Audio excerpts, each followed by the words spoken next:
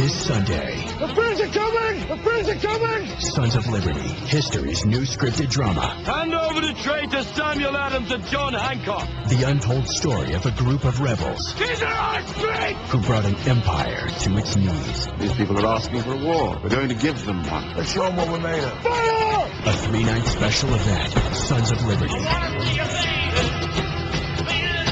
Premieres Sunday at 9, 8 Central on History. ESPN Radio. This is the Thundering Herd Podcast. A couple of things yesterday. This just cracks me up. This has nothing to do with football.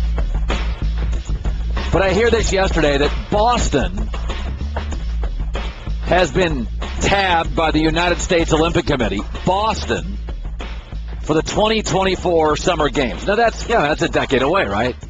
They beat out LA, San Francisco. So let me get this straight. A lousy traffic city with one-way roads, rotaries everywhere, tight and small, basically laid out to confuse the British, that has all the tourism it really needs because of its historical relevance in America, is going to host the Summer Games. The price tag is estimated at $4.5 billion. Yeah, that's funny. The average tag for the Summer Olympics over the last 4 is $19 billion. The 2008 in Beijing were $44 billion. Yeah, this is going to be 4.5. You bet. Was that $44 billion in yen? I mean, it's getting the Olympics is getting picked to host a family reunion for 3 weeks. It's as bad as it sounds. So congratulations to Boston. Taxes up, traffic worse, construction endless. Congrats on getting the Summer Olympics. What a mess. What a terrible choice. Like, that's a city that's got incredible tourism because of all of its political, sports, history. They're going to use Fenway. I don't know. The Green Monster will at some point be an crucial part of the 2024 Olympics. Manny Ramirez peed on it. We'll see what happens with all the world athletes. I mean, couldn't you people be happy with Departed and Sam Adams? Now you got to take the Olympics. Can I just tell ESPN, not interested in covering that one? Boston's a mess with traffic like on a Tuesday at 3 in the afternoon. Something else that's ridiculous. Our society is so beholden and so enamored with, like, awards and titles. It is. It's just, it like validates. You can be the best realtor in your town for 100 years, but once you win Realtor of the Year, suddenly you're great. I've never figured it out. There's a feeling that Oregon has to win against Ohio State to validate their system. What? So they've been the program of the decade, right? Alabama's been the best program last 5-6 years, but Oregon has really been the program last 10 to 12. They have overwhelmingly dominated the second best conference, which this year, let's be honest, SEC, is the best conference. We saw your Bulls, we saw theirs. It was the best conference. It's dominated it. They're 3-0 in their last bowls with Marcus Mariota, so they're beating teams out of conference. When they did lose to Auburn in the national title, it was like down to the last series. Not like they got blown out. Awards don't make your work better. Titles don't make your work better, but they somehow validate in America. They prove, hey, Oregon was right. That system of theirs, that crazy system, it works. I mean, it's just incredible to me. Now, even their coach admits, initially, this quirky, go, flashy uniforms, initially Mark Helfrich is right. It was sort of created to gain attention. That kind of flash was designed initially to get interest. We're in, not a heavy talent position from a demographic, so we have to have a little marketing scheme to get out there. Yes, absolutely. No question. Phil Knight, the best marketer in America we know, said, how do we create an image so a California kid wants to come to Oregon? We're going with a zillion uniforms. We're going to be the opposite of USC and Penn State and Georgia. We're going to have 1,000. We're going to target 16, 17, 18-year-olds. We're going to have metallic colors, goofy uniforms change, and it worked. But that was like 8, 9, 10 years ago. Then they started winning games. Then they started recruiting really great players off all that success. So as Helfrich also admitted, now it's about the dudes, not the it's more about the guys in the helmets than the helmets at this point. I think just a total belief in what we do.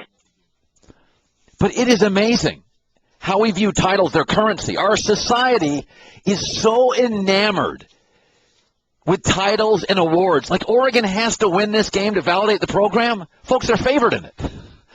They have destroyed every team in their conference, which this year was the best conference. They've got NFL players everywhere. Their running back, Royce Freeman, was the best running back in the country. First or second. LSU got the other kid. They got all sorts of players everybody wanted. Mariota won the Heisman. They dominated the conference. 3-0 in their last 3 bowl games. Because they couldn't beat Auburn in a national title game, and it was really close. By the way, Auburn beat Alabama that year, and LSU that year, beat everybody that year. It's incredible, right? Like, I don't buy into this Oregon has to validate themselves by winning the game. But I think a lot of people, especially in the South, believe that. If they lose, well, it's just that crazy. It's almost like a director in Hollywood. Like if you took away the Oscars from Quentin Tarantino, the writing Oscars, you'd be like, that guy's just weird. You know the guy with a weird name nobody can pronounce, but then he wins the writing Oscar, he gets nominated, and all of a sudden it's like, oh, the guy's a genius. His work's no different either way. It's just a bunch of people he's never met voted on him for an award, and therefore now he's a genius. Everybody wants to work with him. Oregon wins or loses, it's been the best program in college football for like 12 years. Not because I'm from there, it's just been the best program. I mean, they just put their foot on everybody's neck. The games are over at halftime in the Pac-12. I don't think they'll blow at Ohio State. I don't. I think it'll be a really good game. It's a coin flip game to me. Ohio State beat Wisconsin 59-0. I'm not sure anybody else could do that. Wisconsin lost 59-0 to Ohio State. That's absurd. That is a jaw dropper. So I think Ohio State has a chance to win the game. Want more of the Herd? The Thundering Herd Podcast. People say, how can Oregon be the best program of the decade without a title? Leonardo DiCaprio is the best actor of the last decade. He didn't have an Oscar. I mean, seriously, you don't need an Oscar. If you're nominated for an Oscar, you're Oscar nominated, you're an all-timer. Leonardo DiCaprio's never won an Oscar. No, and he's in the last 10 years, who's done more great movies? I mean, seriously, who's done more great movies? I don't buy into this. You have to, win titles. I mean, Clemson's football program won a title. So did Georgia Tech. So did Washington. Are they better than Oregon? Oregon's program is significantly better than Washington's. Has been for 15 years. Washington's got a title. It's a better program. They wish. Come on. I'm from there. So, I mean, you're talking Wolf of Wall Street, Django Unchained, Inception, Departed, Great Gatsby, Catch Me If You Can, The Aviator, What's Eating Gilbert Grape, boom, boom, boom, boom, boom, boom, boom. It's like 10 hits. So he really is. I mean, Leonardo's the guy that every director, every producer in Hollywood wants. Where's the Oscar? I always feel like if you get to a national championship game, that's the equivalent of being nominated for an Oscar. You don't have to win it. You got there. It's 120 programs. If you get to the national championship game, that's amazing. That's a contract extension. I mean, that's for a coach. You get to that game, it's amazing. But in sports, if you don't win titles, people say that's all that matters. No, it doesn't. I worked in the local media business for a long time. All the people that were really good didn't have awards. You know who had awards? People that applied for them. I mean, seriously, the people that applied for awards won awards. I've got 6. I can't find them in my garage. Guys either have it or they don't. People have it or they don't. Oregon's got it. People are so caught up and enamored with titles and awards. I just don't get it. You're supposed to think less of Oregon if they lose a 38-36 double overtime game. Let's say it's on a bad call. Let's say there's a bad call. Oregon really controls the game. Bad call doesn't win. You think less of their program? You'd think less of the ref. But, I mean, seriously, we know football is – the New York Giants and the NFL have stumbled through both years they won a Super Bowl in the last decade. Were they the best team? Not the best team. The New England Patriots in that time don't have a title. It's a better the New England Patriots right now are a better football operation than the New York Giants. Well, the Giants have the titles. How'd that work the last 4 years, going to those games and watching misery? I mean, we are so – I mean, it's incredible to me that if you win a title, it validates everything. Dan Marino never won a title. Charles Barkley never won a title. Oregon may never win a title. It doesn't mean they're not great. I don't buy into this. You have to. Bobby Bowden, for all his success, I mean, that dude was rocking for 20 years. How many titles does Bobby Bowden have? Like 1, 2? They were the program for 2 decades. They won 12 games a year. They were amazing. But, I mean, if titles mean everything, then what do you do with Peyton Manning, who's got a losing playoff record? I mean, what do I have to knock him down like 12 slots? Peyton Manning's incredible. He's incredible. He's got 1 Super Bowl. He's got a losing record in the playoffs. His record in cold weather games is lousy. So, I mean, if you think titles are everything, then you have to acknowledge that Brady's better than Peyton Manning. You can't argue it. You don't get that. I don't want to get regular season, blah, blah, blah, blah, blah, blah, blah. Brady's better than Manning. Done. Over. Argument over. Can never argue the opposite. I think a lot of people would argue the opposite. So titles matter. They're important. They're important. I'm not saying they're not. But the idea that Oregon has to win or it invalidates their program, you're off your rocker. Leonardo DiCaprio's got no Oscars. Good is good. Great is great. DiCaprio's great. Justin Timberlake doesn't need to win a Grammy. He got his sexy back. Okay? Drew, you're in the Herd on ESPN Radio. Drew, go ahead. Hey, Colin. Yeah, just touching base on your, you need award, or need championship. J.J. Watt's the best defensive player in the game. He doesn't have a Super Bowl. No one's going to argue that Eli Manning is better than Peyton Manning, better than Aaron Rodgers, better than these guys that have less Super Bowl wins than he has. Yes, nobody's disputing they matter. I'm not saying they don't elevate you in the eye of the public. That's not the argument. Ohio State historically is a much better program than Oregon, but it's not just the titles. It's that they have had such currency in the sport. I mean, if you want to just go titles, then USC has to be the best program, but it hasn't been for the last 10 years. Listen, Nick Saban's 8-8 in bowl games. Okay, do I think less of him as a coach? That's great. It's just the game's hard to win games. Bill Parcells has won 55% of his games. You know what I mean? Do I not think he's a good coach? If I take that Super Bowl, if Scott Norwood makes the kick, Parcells is a bum? Are you kidding me? I mean, like anybody listening to me that's in sales, ask yourself this. Anybody that's listening to me and you're in the sales business, the people that are really good at sales, you don't have to show up for all the meetings. You're a closer, right? Do you have to win? Like if you look around, who can really close and who can't? But some people have better accounts. Some people have worse accounts. Some people have to cold call. Some people have been there 20 years. They're grandfathered into better accounts. But you all know who's got it and who doesn't. You all know who the closers are and who they're not. I don't buy the closers only. Yeah, I don't buy that Oregon's going to win Monday. I just don't buy that argument. It invalidates their program. Mike, you're in the Herd on ESPN Radio. Mike, go ahead. Hey, I don't think that it invalidates their program, but, it's kind of like always being a bridesmaid. I mean, listen, at some point, you've got to get over the hump.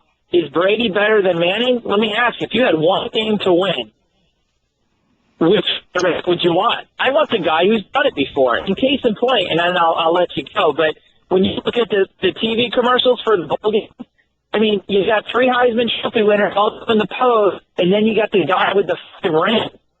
So what does that tell you? Championships definitely validate you to the next level if you want to be considered elite. Yeah, okay, but again, thanks for the call, but if Oregon keeps winning at this level, and they have for 12 years, and they do it for another 10, and Oregon never wins a title, but they get to the 4 more national title games, are we not going to say Oregon's program wasn't amazing? And is one title the difference between really good and amazing? What if that one title is, and they get 2 unbelievable calls late in the game by a bad ref?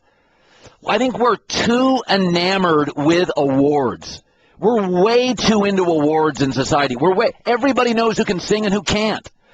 I mean, we all know in Hollywood, you know the producers you want to work with. You know who the best writers are. I mean, so let me ask you this. Is the best TV show in America the most popular? Really? You think Mike and Molly, which had 5 times the audience of Curb Your Enthusiasm probably, because one's on pay TV and one's not, which is better? Curb Your Enthusiasm is much better. I mean, the Florida Marlins bought 2 rings. Really? You think they're even in the same class as the St. Louis Cardinals as an organization? I'm not anti-ring. I'm just too much hype on it. Okay, this is freaking me out. I got to get to the freak me out story. And Mack Brown around the corner in studio. This is freaking me out. The year 2015, that'd be now, has an extra second, whatever that means. It's going to wreak havoc on the infrastructure powering the Internet. I'm not kidding. At 11:59 on June 30th, heads up, don't be in the air in a plane. 11:59 June 30th, clocks will count up all the way to 60 seconds. That will allow the Earth's spin to catch up with the atomic clock. The Earth's spin is gradually slowing down by about 2,000th of a second per day. But atomic clocks are constant. That means that occasionally years have to be lengthened slightly to allow the slowing Earth to catch up with the constant clock.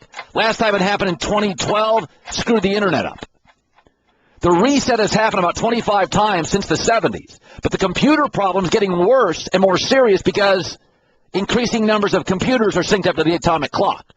So basically 1 second is going to throw our entire infrastructure into chaos, which is why this is precisely A, why I don't wear a watch, and B, why I don't understand why we can't change our system to early, middle, and late.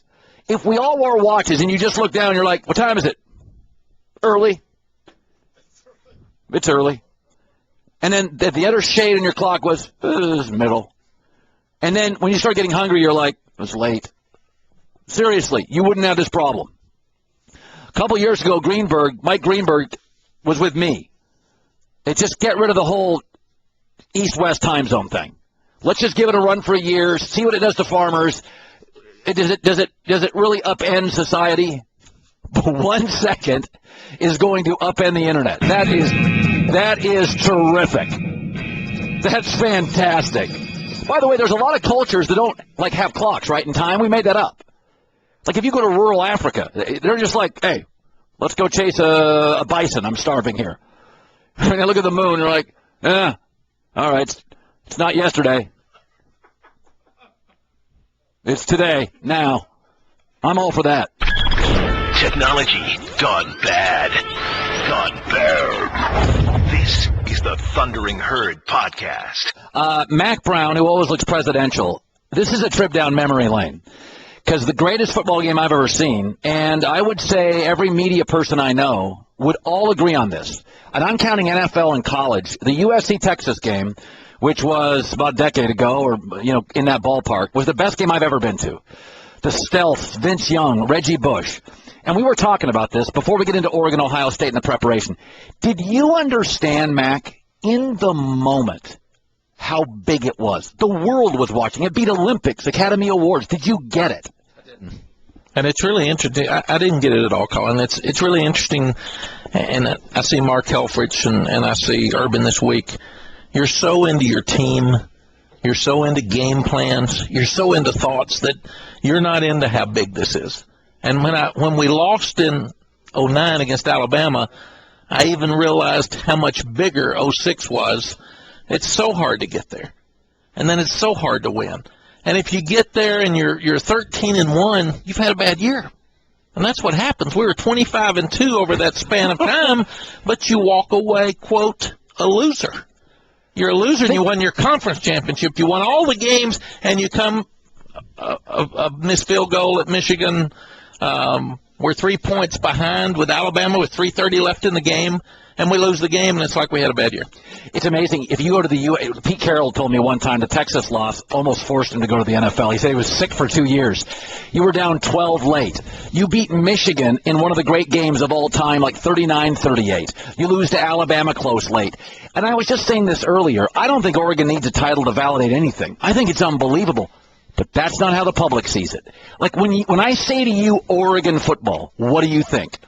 What I think is tempo, fast-paced, Chip Kelly. And then as a coach, what I think is Mark Helfrich has done the impossible, and that's take over for a guy, legend, who has changed college football, changing some things in the pros. He was the youngest guy on the staff. He was the new guy on the staff, and he's made it work. And that is hard to make work. Now, the other thing he's got, though, all right, so we win against USC in 06, and then Mack can't coach. He just had Vince. So what about after Vince? Let's see if he can coach without a quarterback. And then we got lucky, and we had Colt McCoy. So after Mark, whatever happens Monday night, after he wins, if he loses, can't win a big one. If he wins, he had Mariota.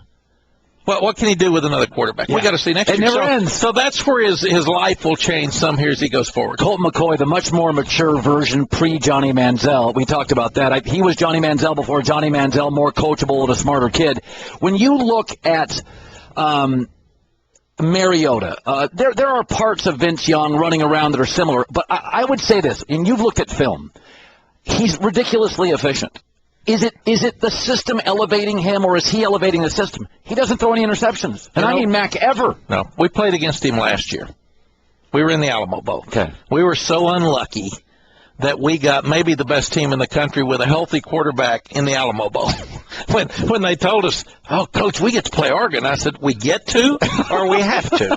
Which one is it? Come on now. You're kidding me. Oh, boy, we got a lucky draw. I'm glad they're healthy. So you start studying the film, the guy's unbelievable. He does what Vince Young does. He can make a poor decision and turn it into a great play. That's how good he is. The zone read he ran against Florida State, they got two outside. He takes the ball, splits them, and goes and scores.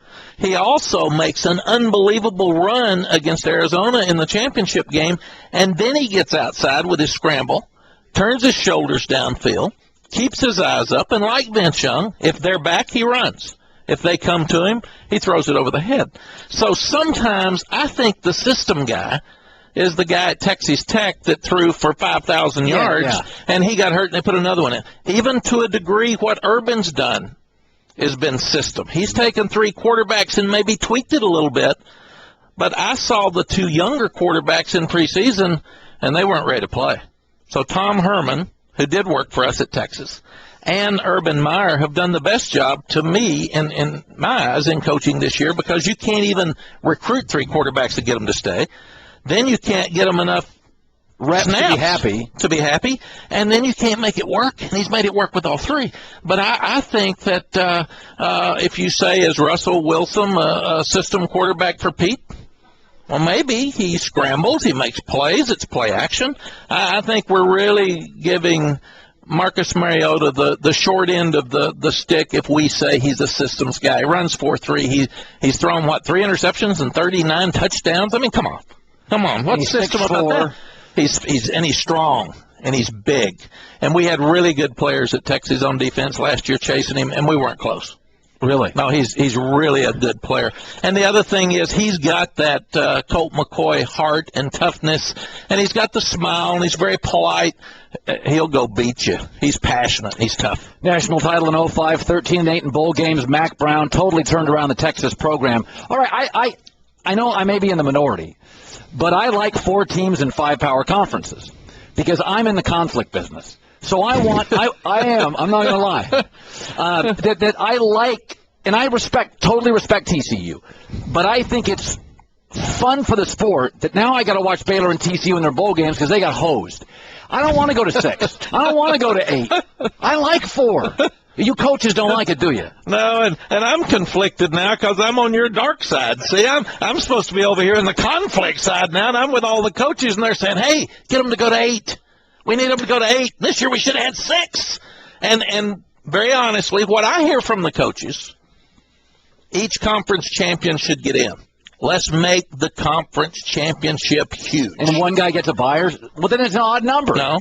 And then take 3 at large. Holy moly, That's Mack. what they want. Good and then they Lord. play at home, they play in, but each conference champion plays. Let's just give 7 Oscars to the best actor.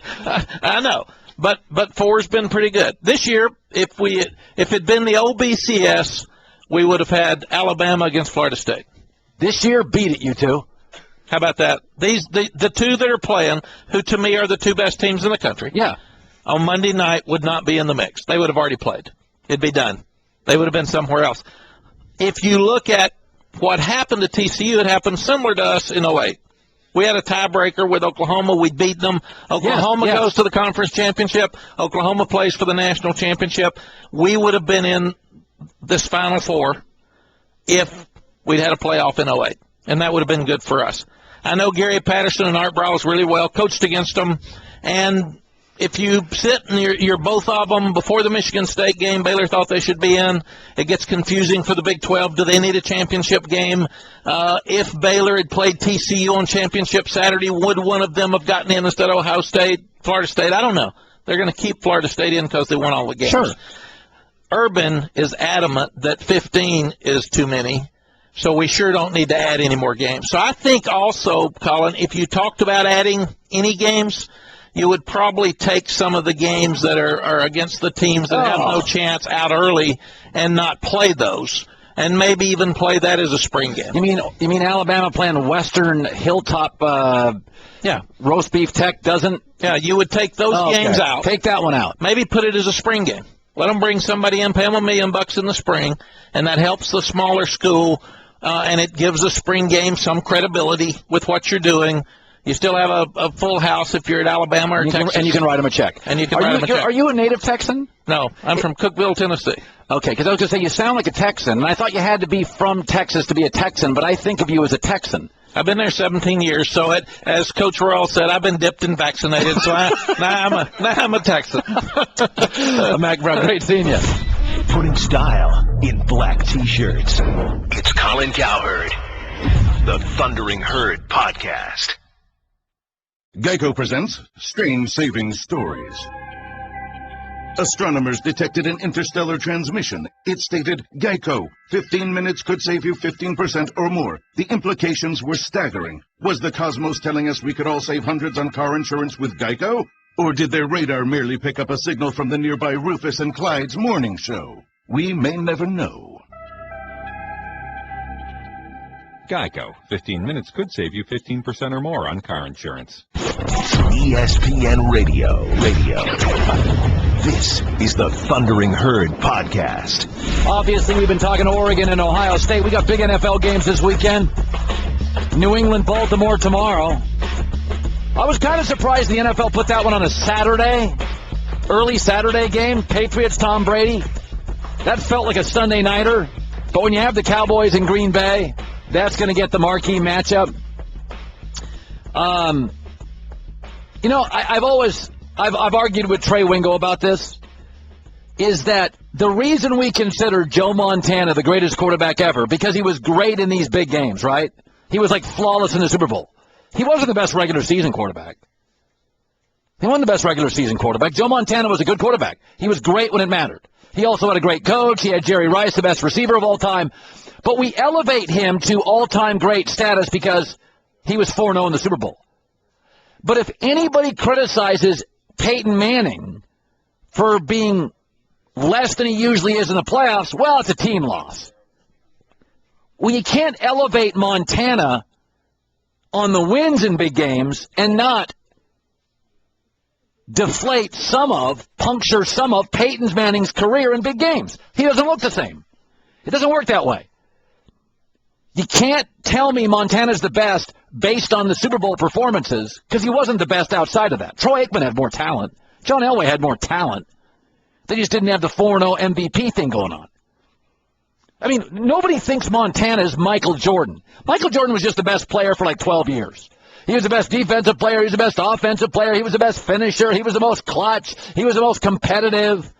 Nobody argues Wayne Gretzky was just the best player. Quarterback is based on variables. Regular season, postseason, big games. But if you ever criticize Peyton on, his postseason numbers, hey, come on, that's unfair. It's a team loss. Well, not really. Quarterbacks, especially today, go look at who made the playoffs. Outside of Andy Dalton, it's all Pro Bowlers. Quarterbacks win and lose games, and it's completely fair.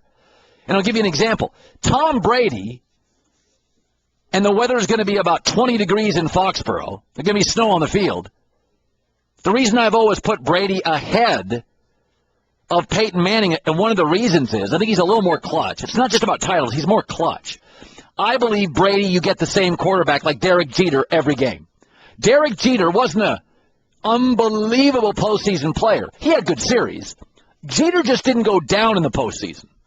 Barry Bonds went down. A-Rod went down. A lot of guys, better pitching, don't hit in the postseason as they do against the Kansas City Royals in June. Jeter, remarkably, was the same player always, 315 hitter and clutch. He was the same player always. It's not that he mushroomed. It's not like Jeter became a 390 hitter in the postseason. He was 315, playoffs 315. That's what he was the same guy. That's what Brady does. Brady is, and this is where I give him the edge all time over Peyton Manning. Indoors doesn't matter. Outdoors doesn't matter. Home, away, lousy weather, good weather. Brady's the same quarterback. Peyton Manning's not. Peyton Manning is 12-13 in games under 40 degrees. Well, it's a team loss. Really? Tom Brady is 44-7, same weather. Tom Brady's 11-1 on the road under 40 degrees.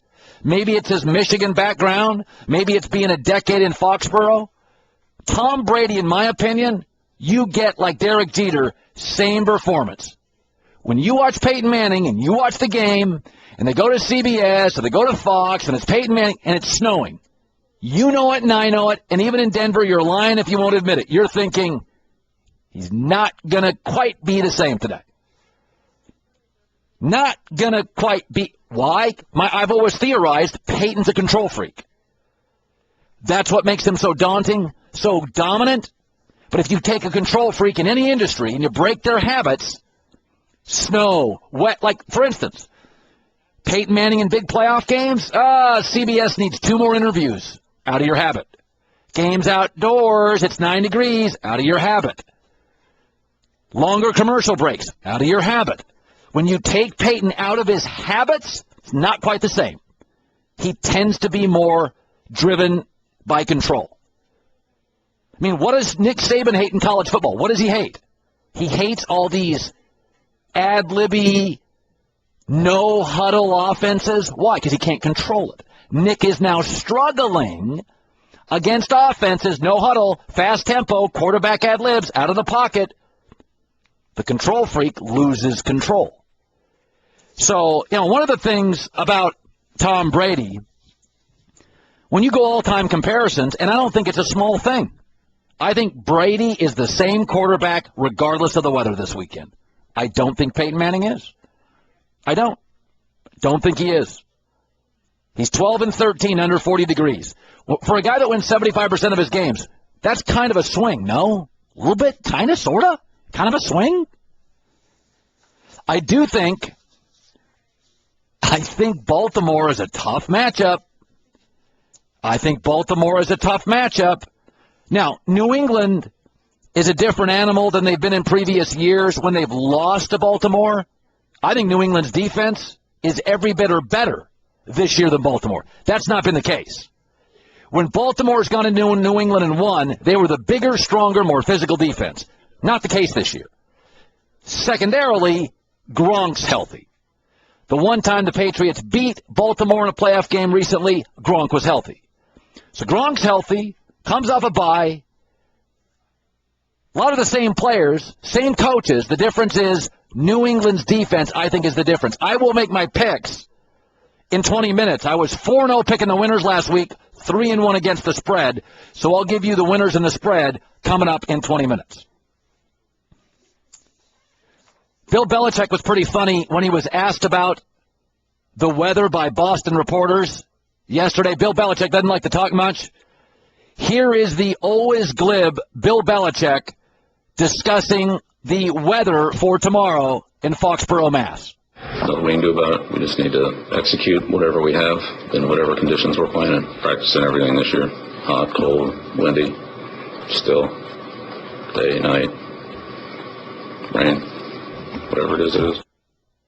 That guy's funny. Maybe you people don't get it, but he is funny. Colin Cowherd. The Thundering Herd Podcast.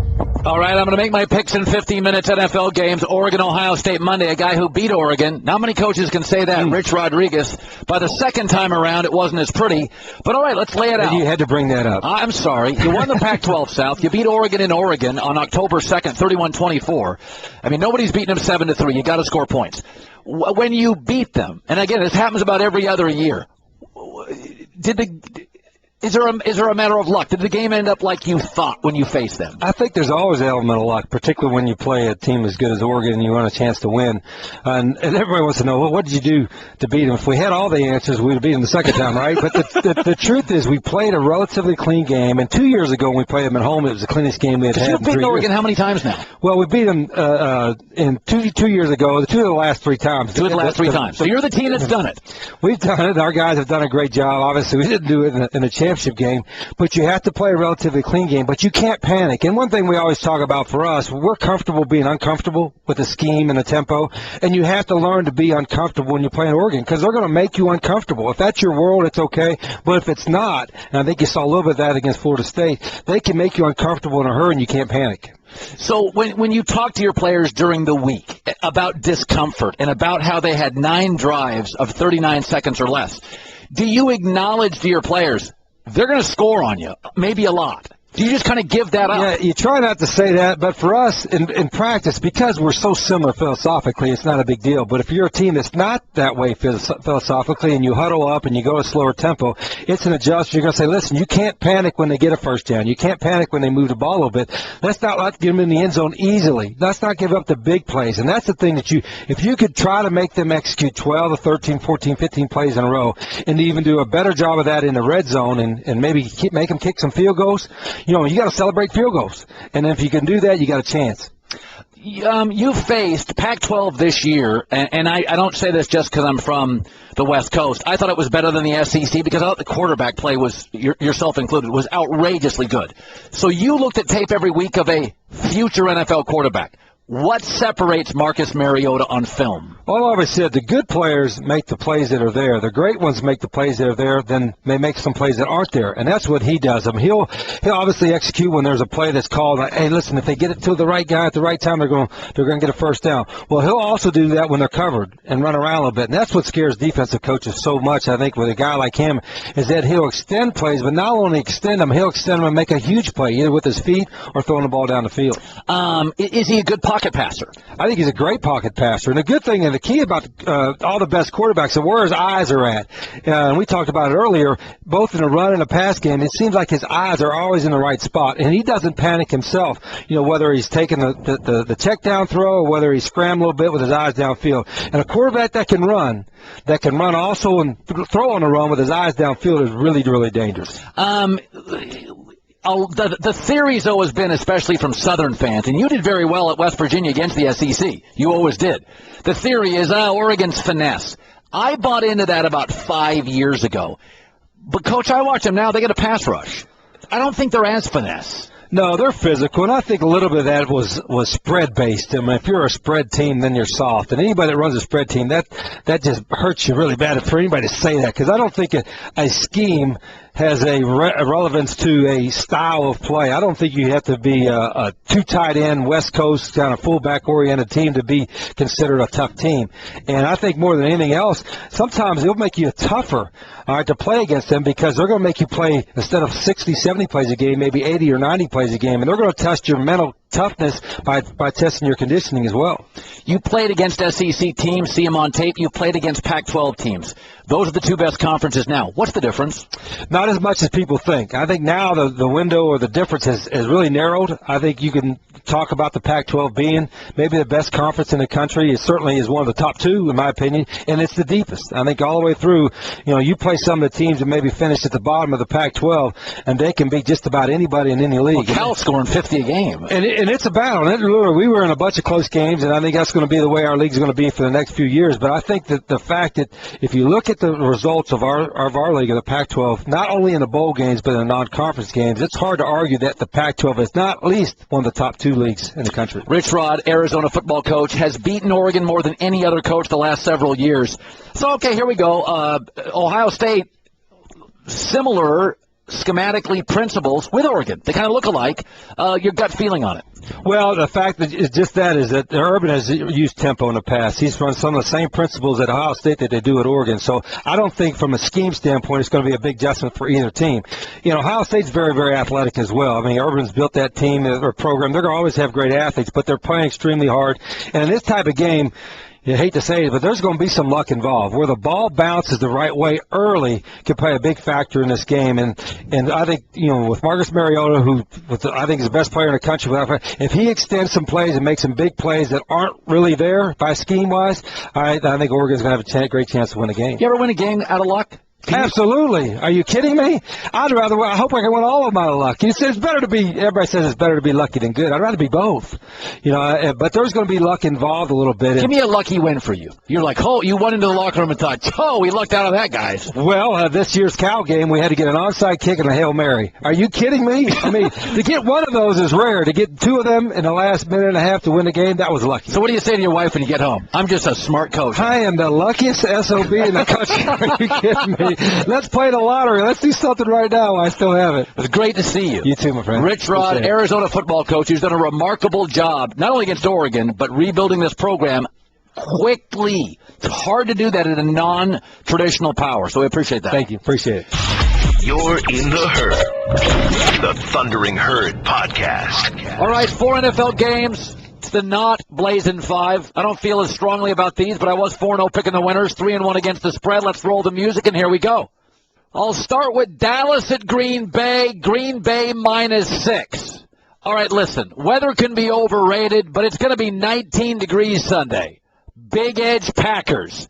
Dallas is an indoor to a warm weather team. Now, the Cowboys are built to win on the road because of that dominating offensive line, and they'll keep Aaron Rodgers off the field, and Aaron's not at 100%. But he's on a 36-0 touchdown-to-interception ratio streak at Lambeau. That is absurd. Here, though, is the game to me. It's not Romo, and it's not Aaron Rodgers. Here's the game. Since Week 9, Green Bay's only allowed 2 running backs to gain more than 60 yards. The Packers and Cowboys are 1-2 in total QBR. The offenses are great. The difference is the Cowboys' defense, though it appears to be better, ranks 22nd in the league. Green Bay's is 6th and has played very well down the stretch. That is the game to me. Think about this. The narrative now is Dallas' defense. Woo, it's a lot better than we thought. Well, maybe than we thought, but last year they allowed 6 yards a play. This year they allow 5.8 yards a play. Last year, teams converted 43.3% first downs. This year they complete 43.6% of first downs. The reality is Dallas just holds the ball longer and keeps the defense off the field. But in the end, I only have to swallow 6 points. Green Bay at Lambeau is an elite team. They're not on the road. I'll swallow them here. Green Bay 31, Dallas 21. Carolina's getting 11 at Seattle. I like the Seahawks. I don't like them that much. The Seahawks are 28th in passing. They haven't broken the 20-point barrier in 5 of their last 7 games. That's with a dominating defense, terrific special teams, and Russell Wilson. And Cam Newton in the last month played pretty well. Jonathan Stewart has emerged as a horse at running back down the stretch. Now, we know both teams have suffocating defenses. Both teams went 4-0 in December. But when these two teams have played, here has been the difference, and it'll be the difference again.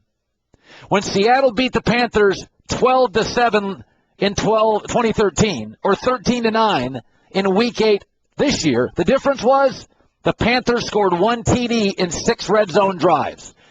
That will again be their undoing. In the last 4 weeks, these were the 2 stingiest defenses. There's no way I can give up 11 points. Seattle wins 23-17. I think they feel like they control big portions of it, but on paper, these teams are really, really close. Baltimore is getting 7 at New England. I'll take it. Flacco, 13-0 touchdown-to-pick ratio in his last 4 playoff games. And let's be honest, pressure's not on Baltimore. This is free money here. It's house money. They're going to be loose.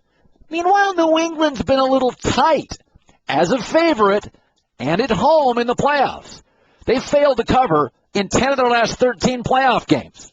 And we know this, Tom Brady, under pressure, is not the same quarterback. The Ravens are 10-5 all time. That's just in the road in playoff games. And right now, the Ravens lead the NFL in sack percentage at 9.4%. Dumerville and Terrell Suggs combined for almost 30 sacks. They will pressure Tom Brady. It's a good O-line. It's not a great O-line this year for New England. I think Brady feels some duress. I think New England wins this game 28-24, but I'll take the 7 points all day. And finally, Andrew Luck, not Indianapolis, is at Denver -7. Denver at home, much like Green Bay, is an elite team. C.J. Anderson, 8 touchdowns in the last 6 games. They're number 2 in the league in scoring. And as much as I like Andrew Luck, let's be perfectly clear. On the road, he's played in his last 26 games on the road. Andrew Luck has won 14. Basically a 500 guy on the road. And the Colts haven't had a 100-yard rusher in any game since 2012. 2012! They're a one-dimensional football team. And the Broncos, meanwhile, managed the league worst 25.4 yards per offensive drive during the regular season. So you're talking about a Denver team that can shorten drives, can put pressure on you. They're at home against a one-dimensional team. I'm going to swallow the touchdown. Denver wins the game 33-24 and feels like they control the game from the beginning.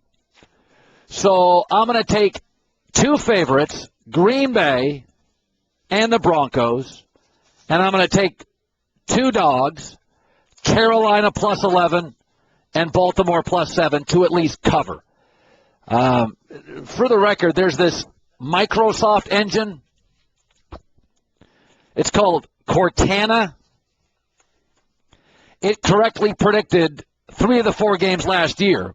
Now, it doesn't go against the spread. It just picks winners. I'm looking at every pick it made this year. Microsoft Cortana. It had 1 losing week all year. That was week 4. It went 173-87. It's got Patriots winning, Seahawks winning, Packers winning, Broncos winning, but Green Bay narrowly winning. So they're going all favorites. That's not going to happen. That's not going to happen. You know it's not going to happen. Getting a little nervous for Tom Brady. I'm getting a little nervous. I'm not going to lie to you. Baltimore's that you know what, they've got that weird style that always gives New England fits. They're physical at the point of attack. And all you people that don't get Joe Flacco, can you stop it already? I mean, it's just absurd. Just acknowledge the guy is really, really great. Tell me 5 guys better in the league in a big game. Give me 5 in a big game. There isn't. He's terrific. So I think that one's really close. Want more of the Herd? The Thundering Herd Podcast.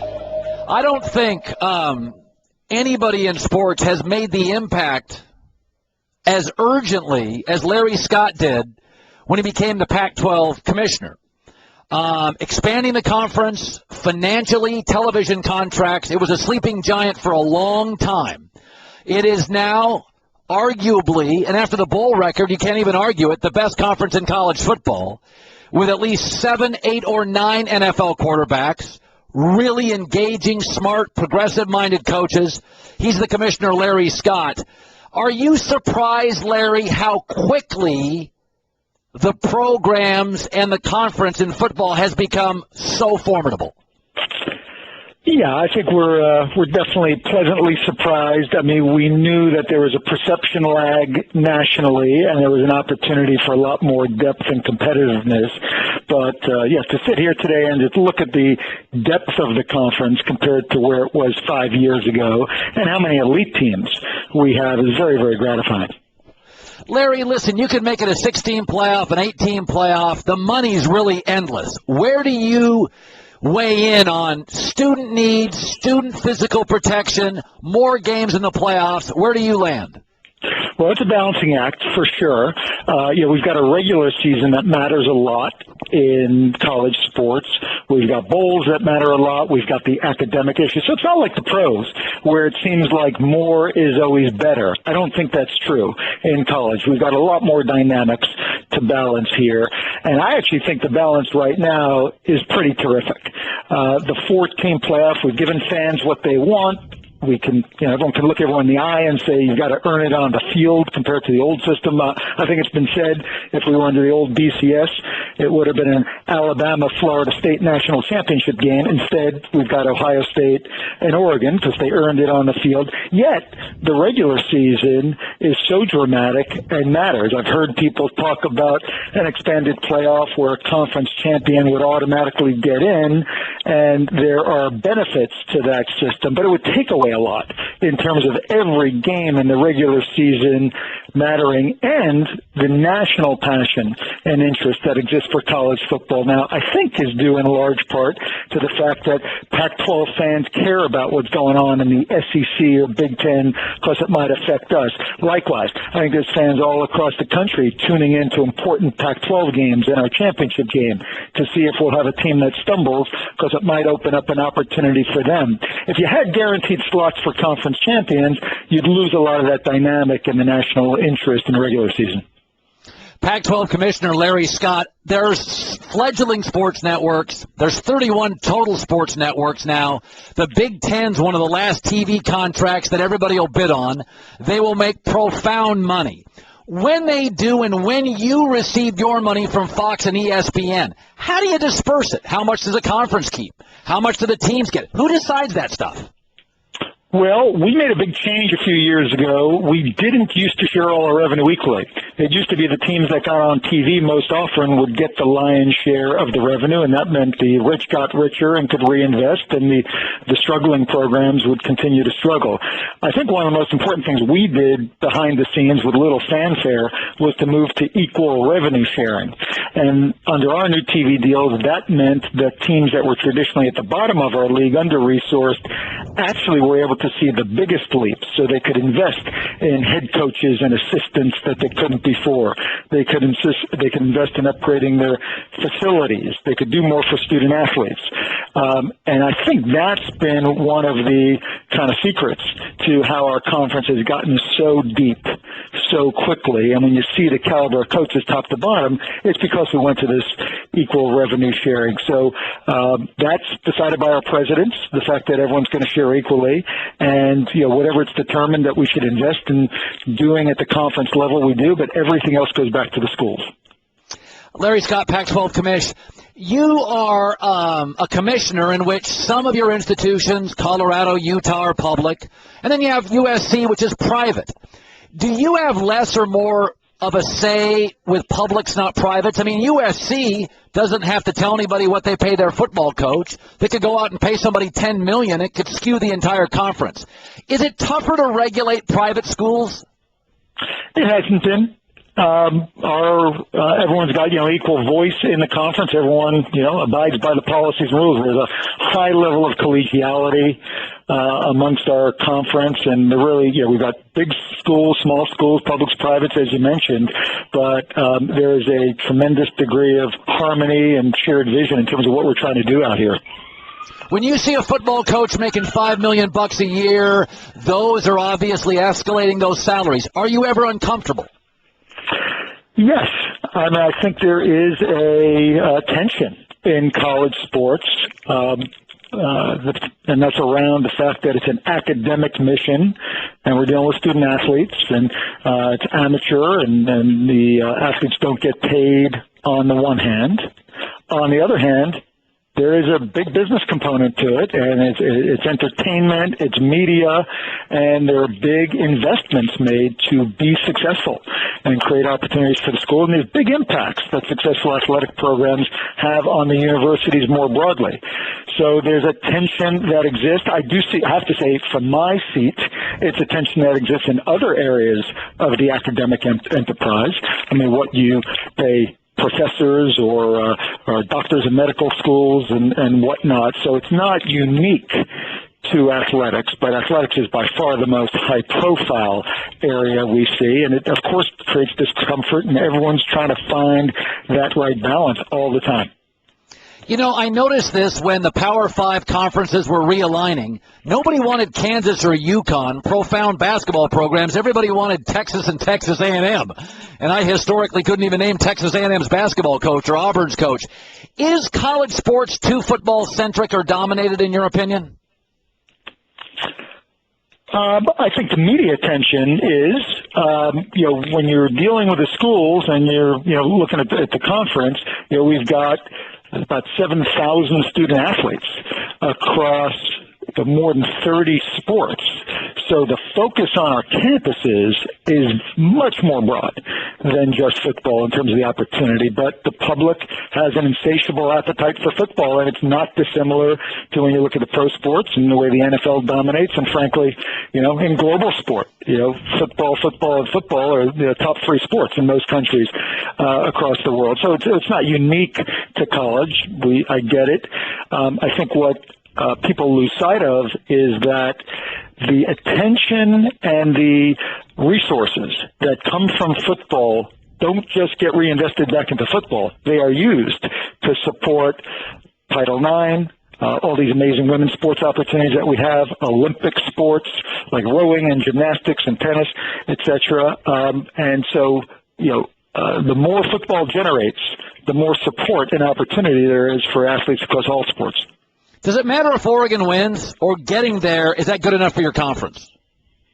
Absolutely matters. Matters in terms of the perception. I think we've made tremendous progress as a conference, having a 6-2 bowl record. I think, not too many people could argue that we were the most successful conference this year, top to bottom.